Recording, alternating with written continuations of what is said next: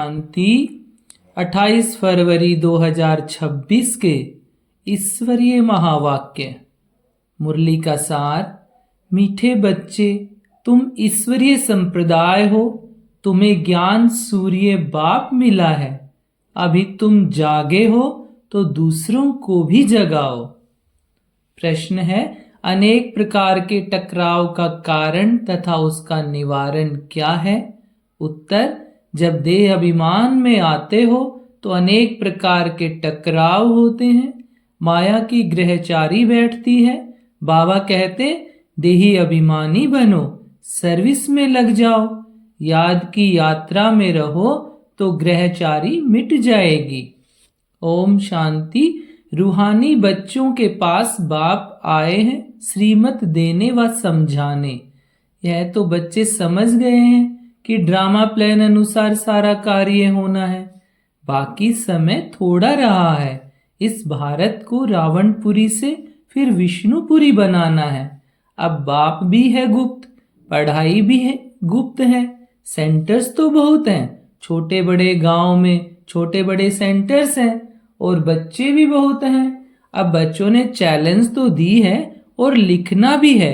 जब कोई लिटरेचर बनाना है तो उसमें लिखना है, हम इस अपनी भारत भूमि को स्वर्ग बनाकर छोड़ेंगे। तुमको भी अपनी भारत भूमि बहुत प्रिय है, क्योंकि तुम जानते हो यह भारत ही स्वर्ग था। इनको 5000 वर्ष हुए हैं। भारत बहुत शानदार था, इनको स्वर्ग कहा जाता है। तुम ब्रह्मा मुख वंशावली को ही नॉलेज है। इस भारत को श्रीमत पर हमको स्वर्ग जरूर बनाना है। सबको रास्ता बताना है और कोई खिटपिट की बात ही नहीं। आपस में बैठ राय करनी चाहिए कि इन प्रदर्शनी के चित्रों द्वारा हम ऐसी क्या एडवर्टाइजमेंट करें जो अखबार में भी चित्र दें। आपस में इस पर सेमिनार करना चाहिए, जैसे गवर्नमेंट के लोग आपस में मिलते हैं, राय करते हैं कि भारत को हम कैसे सुधारें। यह जो इतने मतभेद हो गए हैं उनको आपस में मिलाकर ठीक करें और भारत में शांति सुख कैसे स्थापन करें। उस गवर्नमेंट का भी पुरुषार्थ चलता है। तुम भी पांडव गवर्नमेंट गाई हुई हो।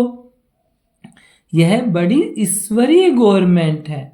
इनको वास्तव में कहा ही जाता है पावन ईश्वरीय गवर्नमेंट। पतित पावन बाप ही पतित बच्चों को बैठ पावन दुनिया का मालिक बनाते हैं।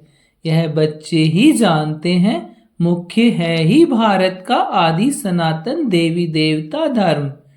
यह भी बच्चे जानते हैं यह है रुद्र ज्ञान यज्ञ। रुद्र कहा ही जाता है ईश्वर बाप को, शिव को। गाया हुआ है बरोबर बाप ने आकर रुद्र ज्ञान यज्ञ रचा था। उन्होंने तो टाइम लंबा चौड़ा दे दिया है। अज्ञान नींद में सोए हुए हैं। अभी तुमको बाप ने जगाया है, तुमको फिर औरों को जगाना है। ड्रामा प्लान अनुसार तुम जगाते रहते हो। इस समय तक जिसने जैसे जैसे जितना जितना पुरुषार्थ किया है उतना ही कल्प पहले भी किया था। हाँ, युद्ध के मैदान में उतराव चढ़ाव तो होता ही है। कभी माया का जोर हो जाता है, कभी ईश्वरीय संतान का जोर हो जाता है। कभी कभी सर्विस बड़ी अच्छी तेजी से चलती है। कभी कहाँ कहाँ बच्चों में माया के विघ्न पड़ जाते हैं। माया एकदम बेहोश कर देती है। लड़ाई का मैदान तो है ना, रावण माया राम की संतान को बेहोश कर देती है। लक्ष्मण के लिए भी कहानी है ना। तुम कहते हो सब मनुष्य कुंभकर्ण की नींद में सोए हुए हैं। तुम ईश्वरीय संप्रदाय ही ऐसे कहते हो जिनको ज्ञान सूर्य मिला है और जाग उठे हैं, वही समझेंगे। इसमें एक दो को कहने की कोई बात नहीं है। तुम जानते हो बरोबर हम ईश्वरीय संप्रदाय जागे हैं, बाकी दूसरे सब सोए हुए हैं। वह यह नहीं जानते कि परम पिता परमात्मा आ गया है। बच्चों को वर्षा देने।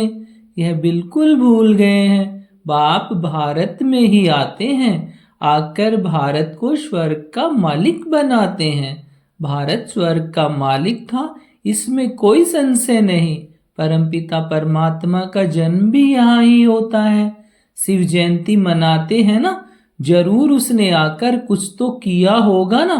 बुद्धि कहती है जरूर आकर स्वर्ग की स्थापना की होगी। प्रेरणा से थोड़े ही स्थापना होगी। यहाँ तो तुम बच्चों को राजयोग सिखाया जाता है, याद की यात्रा समझाई जाती है। प्रेरणा से कोई आवाज होता ही नहीं। समझते हैं शंकर की भी प्रेरणा होती है, तब यह यादम मूशल आदि बनाते हैं। परंतु इसमें प्रेरणा की तो कोई बात ही नहीं है। तुम समझ गए हो, उन्हों का पार्ट है ड्रामा में यह मूशल आदि बनाने का। प्रेरणा की बात नहीं है। ड्रामानुसार विनाश तो जरूर होना ही है। गाया हुआ है महाभारत लड़ाई में मूसल काम आए। तो जो पास्ट हो गया है वह फिर रिपीट होगा। तुम गारंटी करते हो हम भारत में स्वर्ग स्थापन करेंगे जहां एक धर्म होगा। तुम ऐसे नहीं लिखते कि अनेक धर्म विनाश होंगे, वह तो चित्र में लिखा हुआ है। स्वर्ग की स्थापना होती है तो दूसरा कोई धर्म नहीं होता। अभी तुमको समझ में आता है। सबसे बड़ा पार्ट है शिव का, ब्रह्मा का और विष्णु का। ब्रह्मा सो विष्णु, विष्णु सो ब्रह्मा।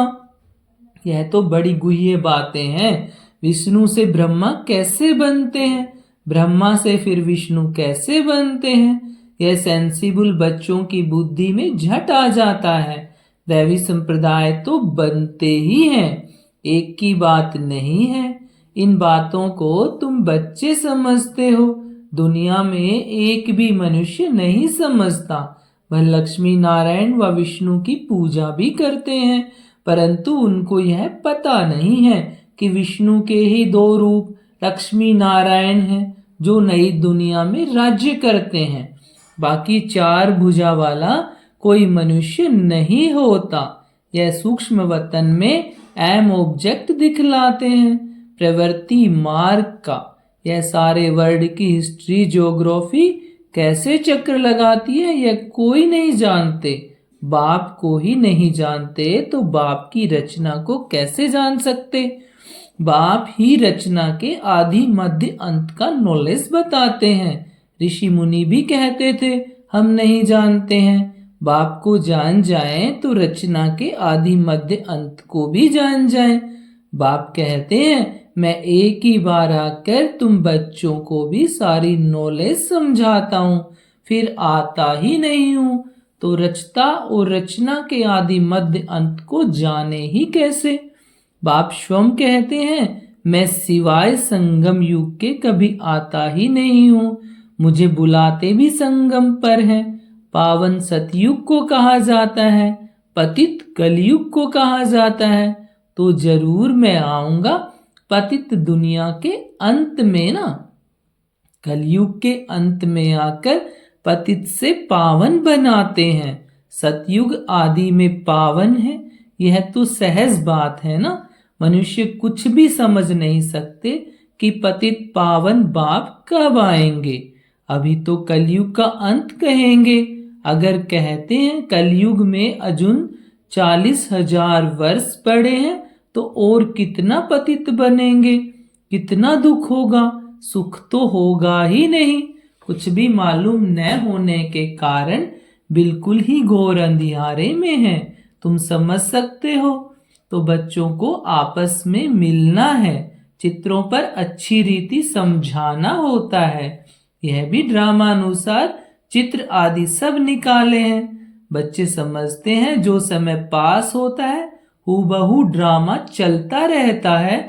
बच्चों की अवस्थाएं भी कभी नीचे कभी ऊपर होती रहेंगी। बड़ी समझने की बातें हैं। कभी कभी ग्रहचारी आकर बैठती है तो उनको मिटाने के लिए कितने प्रयत्न करते हैं। बाबा घड़ी घड़ी कहते हैं बच्चे तुम देह अभिमान में आते हो इसलिए टक्कर होता है। इसमें देही अभिमानी बनना पड़े। बच्चों में देही अभिमान बहुत है। तुम देही अभिमानी बनो तो बाप की याद रहेगी और सर्विस में उन्नति करते रहेंगे। ऊंच पद जिनको पाना है वह सदैव सर्विस में लगे रहेंगे। तकदीर में नहीं है तो फिर तदबीर भी नहीं होगी। खुद कहते हैं बाबा हमको धारणा नहीं होती, बुद्धि में नहीं बैठता। जिनको धारणा होती है तो खुशी भी बहुत होती है। समझते हैं शिव बाबा आया हुआ है। अब बाप कहते हैं बच्चे तुम अच्छी रीति समझकर फिर औरों को समझाओ। कोई तो सर्विस में ही लगे रहते हैं, पुरुषार्थ करते रहते हैं। यह भी बच्चे जानते हैं जो सेकंड गुजरता है वह ड्रामा में नूंद है, फिर ऐसे ही रिपीट होगा। बच्चों को समझाया जाता है। बाहर भाषण आदि पर तो अनेक प्रकार के नए आते हैं सुनने के लिए। तुम समझते हो गीता वेद शास्त्र आदि पर कितने मनुष्य भाषण करते हैं। उनको कोई यह थोड़े ही पता है कि यहाँ ईश्वर अपना और अपनी रचना के आदि मध्य अंत का राज समझाते हैं। रचयिता ही आकर सारा ज्ञान सुनाते हैं। त्रिकालदर्शी बनाना यह बाप का ही काम है। शास्त्रों में यह बातें है नहीं, यह नई बातें हैं। बाबा बार बार आकर समझाते हैं। कहाँ भी पहले पहले यह समझाओ कि गीता का भगवान कौन है, श्री कृष्ण या निराकार शिव। यह बातें प्रोजेक्टर पर तुम समझा नहीं सकेंगे।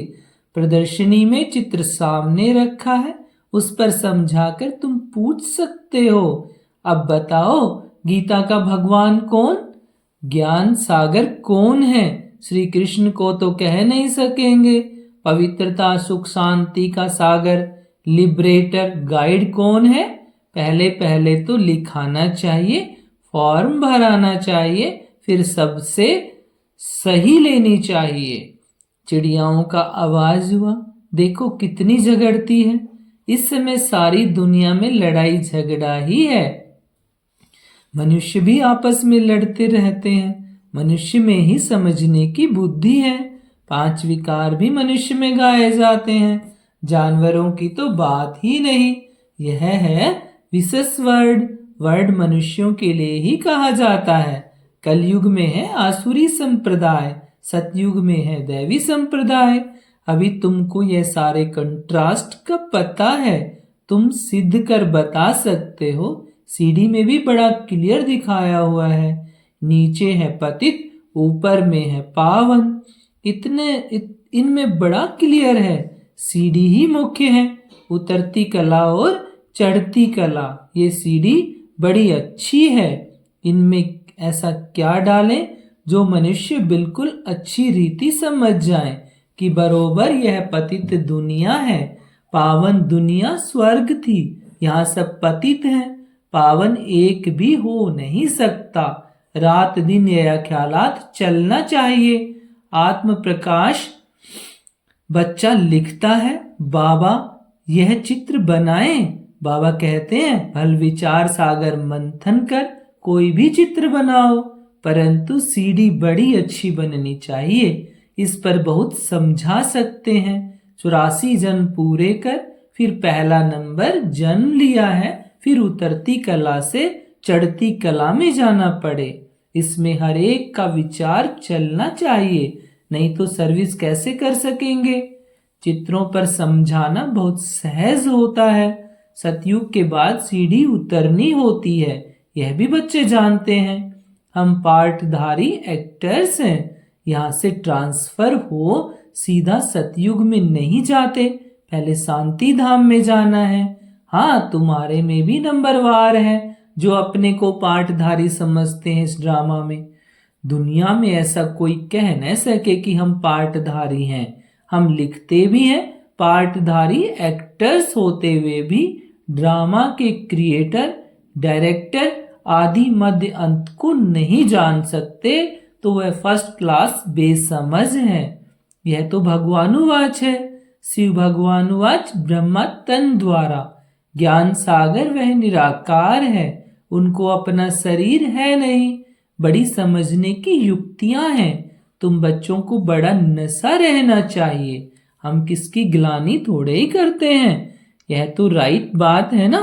जो भी बड़े बड़े हैं उन सबके चित्र तुम डाल सकते हो, सीडी कोई को भी दिखला सकते हो। अच्छा, मीठे मीठे सिकिल देह बच्चों प्रति माता पिता बाप दादा का याद प्यार और गुड मॉर्निंग। रूहानी बाप की रूहानी बच्चों को नमस्ते और हम रूहानी बच्चों की रूहानी माता पिता और बाप दादा को गुड मॉर्निंग और नमस्ते बाबा, नमस्ते। धारणा के लिए मुख्य सार है, भारत में सुख शांति की स्थापना करने व भारत को स्वर्ग बनाने के लिए आपस में सेमिनार करना है। श्रीमत पर भारत की ऐसी सेवा करनी है। सर्विस में उन्नति करने व सर्विस से ऊंच पद पाने के लिए देही अभिमानी रहने की मेहनत करनी है। ज्ञान का विचार सागर मंथन करना है। आज का वरदान, पवित्रता के आधार पर सुख शांति का अनुभव करने वाले नंबर 1 अधिकारी भव। जो बच्चे पवित्रता की प्रतिज्ञा को सदा स्मृति में रखते हैं उन्हें सुख शांति की अनुभूति स्वतः होती है। पवित्रता का अधिकार लेने में नंबर 1 रहना अर्थात सर्व प्राप्तियों में नंबर 1 बनना। इसलिए पवित्रता के फाउंडेशन को कभी कमजोर नहीं करना। जब ही लास्ट सो फास्ट जाएंगे। इसी धर्म में सदा स्थित रहना। कुछ भी हो जाए, चाहे व्यक्ति, चाहे प्रकृति, चाहे परिस्थिति कितना भी हिलाए, लेकिन धरत पर ये धर्म ना छोड़िए। आज का स्लोगन है, व्यर्थ से इनोसेंट बनो तो सच्चे सच्चे सेंट बन जाएंगे। व्यर्थ से इनोसेंट बनो तो सच्चे सच्चे सेंट बन जाएंगे। ये अव्यक्ति सारे एकता और विश्वास की विशेषता द्वारा सफलता संपन्न बनो। बाप दादा चाहते हैं कि हर बच्चा एक रस श्रेष्ठ स्थिति के आसनधारी, एकांतवासी, अशरीरी, एकता स्थापक, एक नामी इकोनॉमी का अवतार बने। एक दो के विचारों को समझ सम्मान दे, एक दो को इशारा दे, लेन देन कर आपस में संगठन की शक्ति का स्वरूप प्रत्यक्ष करो, क्योंकि आपके संगठन के एकता की शक्ति सारे ब्राह्मण परिवार को संगठन में लाने के निमित्त बनेगी। ओम शांति।